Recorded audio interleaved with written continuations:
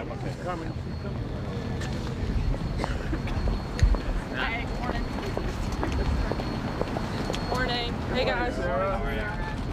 It's like I'm required. Can I just blow past you guys or no? What is the president's plan for when Lift the the umbrella, Senate please. ultimately votes down this bill? What is his plan? Sorry, I couldn't hear the last part of that. What is the president's plan for when the Senate ultimately votes down this funding bill? Does he have a plan? Well, let's hope they don't. I mean, the Senate and particularly Senate Democrats have a constitutional duty to protect the people of this country, and we hope that they'll step up and fulfill it today. They need to, and look, let's be really clear.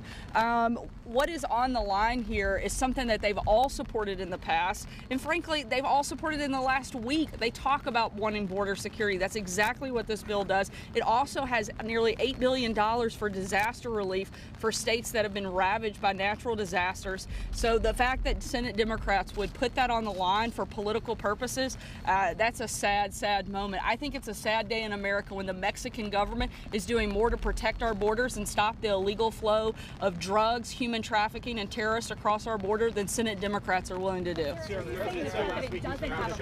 Sorry. I guess the question is, if nothing really is going to change here in Washington, the president in the White House, Republicans controlling the Senate, Democrats soon to control the House, could this go on for months, potentially? Again, let's hope that that doesn't have to happen. Let's see what Senate Democrats are willing to do and if they're actually willing to do their jobs. The American people elected them to come up here and actually do something, not just to be obstructionists and go against the president. The American people elected the president, and they elected these members, and they want them to work together, and they want them to make government function. So they have to be willing to show up and do their jobs, and we hope they'll do that today. Mattis, Vladimir Putin cheered the president's decision to leave Syria, and James Mattis said he would be leaving the administration. What message does that send that Putin cheers the president and his own defense secretary is upset about? Look, the idea that Putin is happy about this is ridiculous. He's not. This puts a greater emphasis and makes them have to actually step up and do something and do more in the region. It puts them at a greater risk. So I think that's just silly. Major. The president said on Twitter that this could last for a long time. What does he mean by that? How long? And he said Mitch McConnell needs to fight harder. Does the president have a problem with Mitch McConnell's willingness to fight on this issue? No, he just wants him to be aggressive on this front. I think he would love to see them use the 51 filibuster. I know that's something he's pushed Senator McConnell on in the past. I think he'd like to see that happen if necessary today. And the president wants border security, and he's not going to back down on this fight.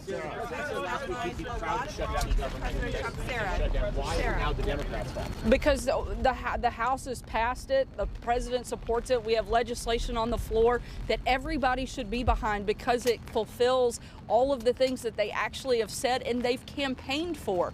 Let's not forget, all of these individuals, the Senate Democrats, have campaigned on border security. They've said they want technology and fencing and steel slats, which they're happy to put up. So the idea that they are now opposed to something simply because it's something the president wants is sad, and that should be the big story coming out of today if they don't support it. The president said the Oval Office to replace General Mattis. We'll keep you guys posted. I don't have any announcements on What was the specific president's details. response to the critiques of Mattis's resignation letter?